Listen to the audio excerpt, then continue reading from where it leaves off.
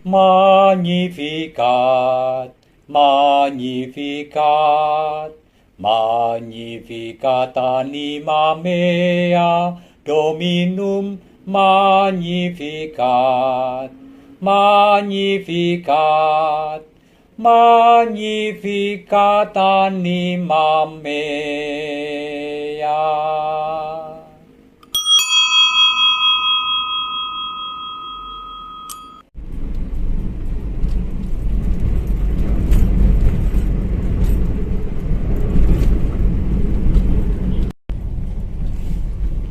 Cuntel, depan saya adalah truk yang memenuhi jalan dan jalannya sangatlah sempit. Ya udah, ikut aja menguntit di belakang truk ini, nggak ada cara lain.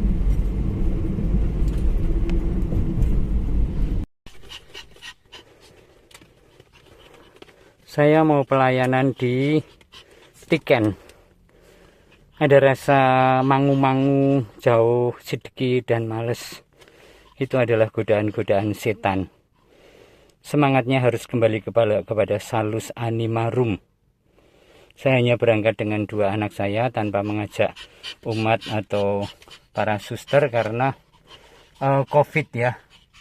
Karena COVID. Jadi saya menjaga jarak dengan menyiapkan juga peralatan sendiri nanti tanpa mengajak orang kecuali 2 anak kecil saya ini, Louis dan Jilo. Bagaimanapun pelayanan harus dipersembahkan sebagai yang terbaik dan egoisme diri harus dikalahkan. Egoisme males untuk jalan sore ini. Yuk kita ikuti ke Tiken. Saya nanti tidak merekam khotbah karena bahasa Jawa. Nanti banyak di antara Anda yang tidak paham. Mudah-mudahan saya punya kesempatan waktu untuk menjadikannya bahasa Indonesia sehingga bisa saya sharekan kepada Anda semua. Halo saudari-saudara, terus kita rayakan anugerah kehidupan ya. Tuhan sangat luar biasa. Hari ini saya ingin mengajak Anda untuk mengambil renungan dari bacaan Injil. Dan saya akan memberi judul mengemislah bila ingin kaya. Serem ya judulnya ya, sensasional. Tetapi lihatlah, percakapan antara Yesus dan perempuan Yunani. Percakapan yang frankly, yang terus terang, tetapi juga yang menohok, yang membuat kita harus berani berefleksi dan mengambil keputusan. Mari kita bacakan firman Tuhan hari ini dari Injil Markus bab 7 ayat 24 sampai 30. Pada waktu itu Yesus meninggalkan daerah Galilea dan berangkat ke daerah Tirus. Ia memasuki sebuah rumah dan tidak mau bahwa ada orang yang mengetahuinya. Tetapi kedatangannya tidak dapat dirahasiakan. Malah di situ ada seorang ibu yang anak perempuannya kerasukan roh jahat. Begitu mendengar tentang Yesus, ibu itu datang dan tersungkur di depan kakinya. Ibu itu seorang Yunani berkebangsaan Siro-Fenisia. Ia mohon kepada Yesus supaya mengusir setan itu dari anaknya. Yesus berkata kepadanya, "Biarlah anak-anak kenyang dahulu.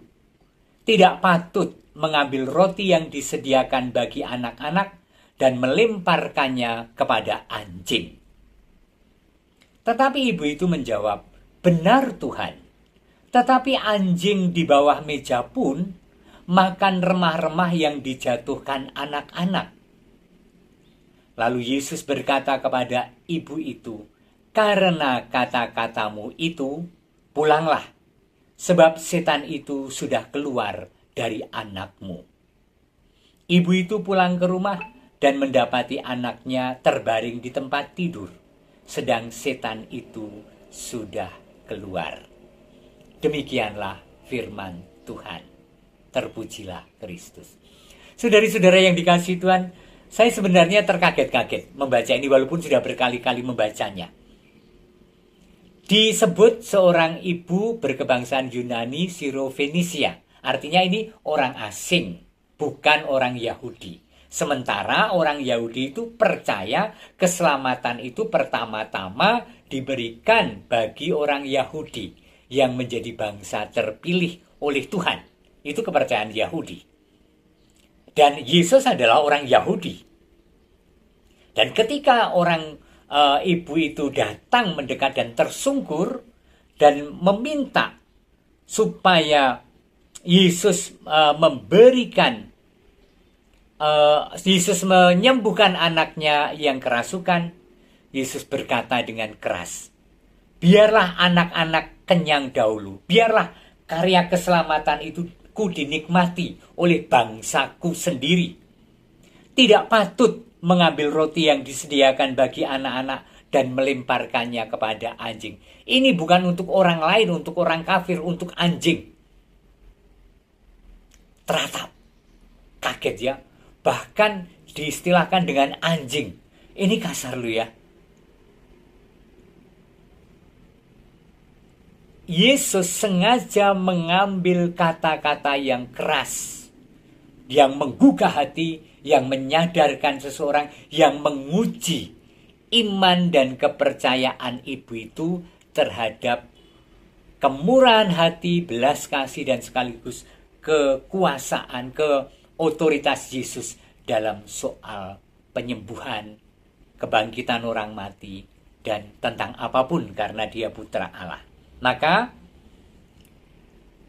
perempuan itu tidak kalah gigih untuk menjawabnya. Benar Tuhan, tetapi anjing di bawah meja pun makan remah-remah yang dijatuhkan anak-anak. Oke Tuhan, Engkau menganggap saya adalah anjing bangsa kafir. Tetapi bukankah anjing-anjing itu juga makan dari remah-remah, dari remuan-remuan yang dijatuhkan oleh anak-anak itu ke bawah meja? Kami berterima kasih dan bersyukur kalau saya boleh memakan dari remah-remah, ngalap berkat. Dan Yesus tertegun. Ternyata sedemikian besar iman ibu itu, sehingga kemudian Yesus berkata kepada ibu itu, karena kata-katamu itu pulanglah, sebab setan itu sudah keluar dari anakmu. Saudara-saudara, saya tidak ingin panjang, tetapi poin pertama adalah kegigihan di dalam menghidupi iman pada kuasa Allah. Jadi kalau kita berdoa dan memohon, gigihlah dalam kepercayaan Allah bisa, Allah mampu, Allah mengabulkan, Allah sedang bekerja, Allah sedang membuat mukjizat terhadapku, terhadap permohonanku. Ini tuntutan pertama untuk terkabulnya permohonan kepada Tuhan, iman. Poin berikutnya, saudari-saudara, jangan pernah coba-coba berdoa. Jangan pernah coba-coba memohon. Coba-coba. Kalau berdoa memang berdoa dengan penuh kepercayaan bahwa Tuhan bekerja untukku, Tuhan mendengarkan aku, Tuhan sungguh akan mengabulkan doaku. Dan aku menghidupi iman itu dalam kenyataan, bukan hanya berhenti pada berdoa, tetapi aku yakin ketika aku sedang menyayangi anakku yang kesurupan, mendoakan dia, Tuhan yang bekerja untukku. Ketika aku sedang membuka obat untuk menurunkan panasnya dan memberikan, Tuhan sedang bekerja untuk anakku. Kerjasama dengan Tuhan. Poin berikutnya, jangan pernah jera dan frustrasi dalam doa, sehingga merasa bahwa doanya tidak didengarkan dan kemudian meninggalkan permohonan itu. Dan menarik kesimpulan, doaku tidak dikabulkan. Lihatlah, ternyata memohon kepada Tuhan itu harus nek boso Jogjanya ngecrek, terus-menerus mendesak. Atau kalau bahasa umum, bahasa Jawanya itu apa sih? Ngedrel. Ngedrel itu terus-menerus. ceriwis terus mohon, ngedrel, urgent, adreng. Nah, itu kata-kata mendesakkan terus-menerus berulang-ulang. Ada banyak peristiwa yang entah karena kultur, entah karena kesantunan, entah kerendah hatian, entah karena merasa bahwa tidak layak, kemudian kita tidak meneruskan permintaan atau permohonan. Hal-hal yang simpel dalam kehidupan. Ketika Anda mencoba menelpon seorang yang Anda hormati, misalnya Romo Paroki, dan ternyata telepon itu tidak diangkat, kemudian kita menarik kesimpulan sendiri, oh kita Romone mergora kenal aku jurang ngangkat telepon. Oh Romonya tidak berkenan karena tidak ada namanya. Oh Romonya masih sibuk jadi saya tidak mau. Oh Romonya tidak mau mengangkat telepon karena dan seterusnya. Belum tentu. Sebab seperti saya, siapapun yang menelpon, saya berusaha untuk mengangkatnya sekalipun saya tidak tahu siapa yang menelpon. Tetapi kalau saya tidak mengangkatnya, ya karena saya tidak bisa mengangkatnya, entah sedang setir, entah sedang naik motor, entah sedang sepedaan, entah sedang misa, entah sedang berdoa, entah sedang dalam pembicaraan yang penting. Tentu berusaha untuk menelpon balik, tetapi kerap kali tidak begitu. Seringkali berpikir, nantikan telepon lagi kalau memang penting. Tetapi kita tidak menelponnya lagi karena sungkan. Karena menarik kesimpulannya sendiri dan kesimpulan yang keliru. Seperti juga doa pada Tuhan. WA. Sekarang WA. Saya cek hari ini WA yang belum terbaca dalam WA saya ada berapa. Anda perlu tahu itu tidak untuk memamerkan, tetapi betapa sangat tidak mudah mengelola WA. Chatting yang belum saya buka hari ini 1074 chatting.